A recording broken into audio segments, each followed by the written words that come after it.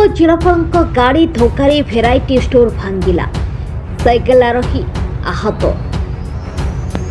आज हंसपाल अभिमुखी मुख्य रास्तार जयदे पंचायत अधीन महुखंडा निकटरे भुवनेश्वर अभिमुखी जाउथुवा भुवनेश्वर उपजिलापाल बोलेरो नियंत्रण हराई रास्ता कड़े थिबा एक भेराइटी स्टोर भितर को पशि जाइतिला। फल दुकान आगे लगी लाइट बोर्ड संपूर्ण भांगी जाइछि। दुकान रे बाहर थुआ होइथवा अन्य कौरसी सामग्री नष्ट होई नथिया बळी सेतेबेले दुकानी खाइबा को घर को पळाई जिबारु एही दुर्घटनार अल्पके रक्षा पाई जाइथिले।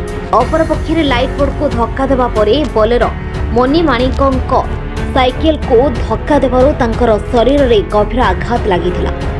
स्थानीय लोके मनी को उद्धार करी निकटस्थ हॉस्पिटल पठाइथिले। मनी को गोड़ हाथ एवं शरीर क्षताक्त होइछि।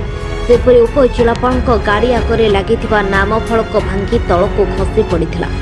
कलथपिटा निकटरे अन्य जन युवक मध्य दुर्घटनार रक्षा पाई जाइथिले। एने घटनास्थल में उत्तेजना देखा देथिला।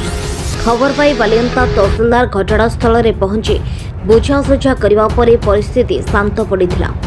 उल्लेखयोग्य भुवनेश्वर उपजिलापाल बालीपाटना थाना अधीन देउलीधरपुर ग्राम पंचायत आयोजित जिलापाल जन अभियोग शुणाणी शिविर में जोगदे फेरुथिले। बालियंतार मोजेश नाथଙ୍କ report M news Odisha TV.